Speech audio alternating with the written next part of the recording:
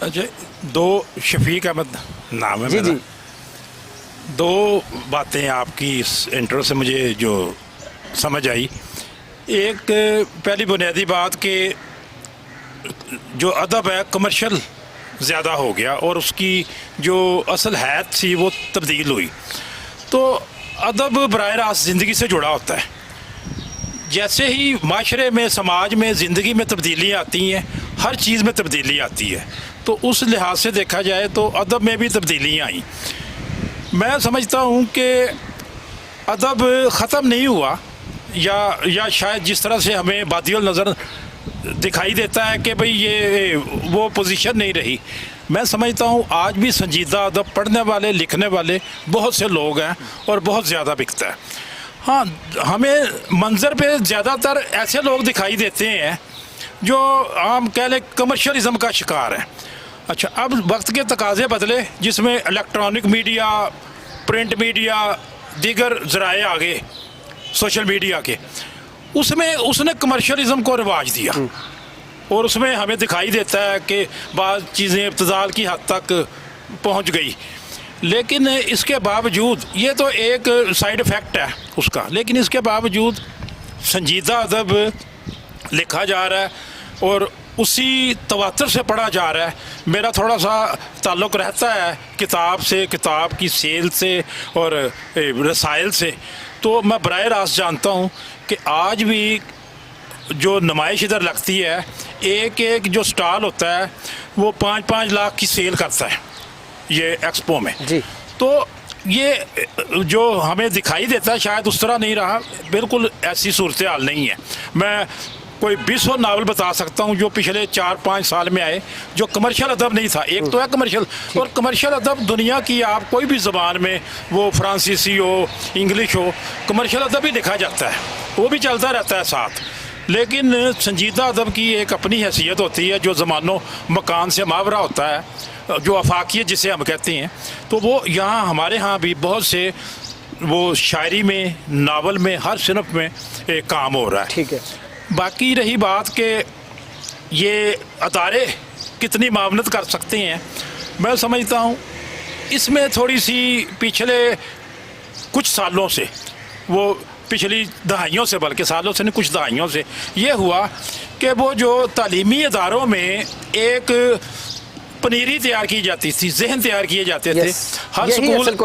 ہر school میں ایک بزم ادب ہوتی تھی، جمعہ والے دن وہاں بچے نعت بھی پڑھتے تھے، ترانہ بھی پڑھتے تھے، اقبال کی شاعری بھی پڑھتے تھے، فلمی گیت بھی گاتے تھے۔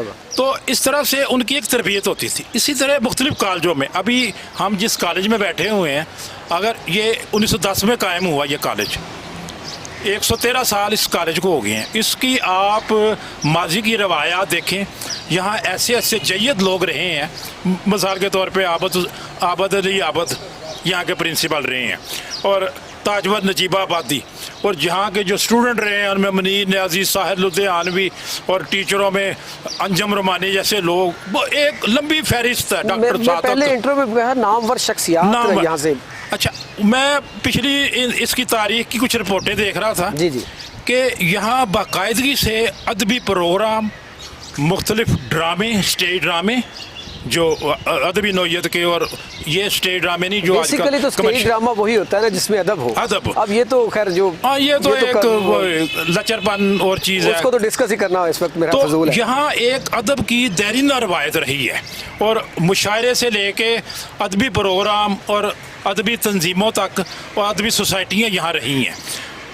یہ ہمارے پاس بیٹھے ہوئے ڈاکٹر ارشد صاحب، یہ پرنسپل بھی یہاں کے کچھ عرصہ رہے ہیں، اور انہوں نے یہاں اس روایت کو دوبارہ زندہ کیا، مختلف لیکچرز کی شکل میں، مختلف پروگرامز کی شکل میں، اور مختلف جو ادبی نوعیت کے اور ادب سے ہٹ کر علمی نوعیت کے، تو چاہے ہسٹری کے کسی موضوع پہ لیکچر۔ تو میں سمجھتا ہوں کالجوں میں اور یونیورسٹیوں میں اس چیز کی بڑی ضرورت ہے کہ جو نوجوان ہیں ان کو بتایا جائے یا ان کو راغب کیا جائے اس لٹریچر کی طرف جو زندگی کی اعلیٰ اقدار کی نمائندگی کرتا ہے۔ بالکل صحیح ہے۔ بہت کام کا وقت ختم ہو چکا ہے۔ میں جو فرنٹ رو میں دوست بیٹھے ہوئے ہیں، میں چاہوں گا کہ اس کے حل کے لیے، جس طرح آپ نے بتایا کہ یہ ناممکن نہیں ہے، اپنے وہ شاعرانہ انداز میں وہ مختصر جو ہے وہ 30 سیکنڈ میں اس کو ذرا سمیٹ دیں، آپ کی بہتری ہوگی. پلیز سر وہ شارٹ میں اس کو ذرا. میں سمجھتا ہوں کہ یہ جو جدید ذرائع ہیں یہ بھی اگر اس کو آپ اچھے طریقے سے استعمال کریں. میں ایک چھوٹی سی مثال دیتا ہوں. تو بچہ BS کا رہا تھا انگلش میں میرا، تو اسے بعض کتابوں کی ضرورت تھی. میں گیا انارکلی، مجھے نہیں ملی. اسٹرینجر تھا اور ناول تھے کامیوں کا، اور تو میرے پاس اردو میں تھے ترجمے. میں نے اسے دیے، کہتا نہیں مجھے انگلش میں چاہیے. اس کے بعد اس نے وہاں نیٹ سے نکالے، اسے سارے مل گئے. ویسے وہ ممکن نہیں تھا، اگر ہوتے بھی بازار میں شاید جو باہر سے آتے تھے ناول انگلش، وہ بڑی قیمت ان کی ہوتی. تو میں سمجھتا ہوں کہ یہ جو جدید ذرائع ہیں ان کو بھی اگر آپ مثبت طریقے سے استعمال کریں تو یہ فروٹفل ہو سکتی ہے.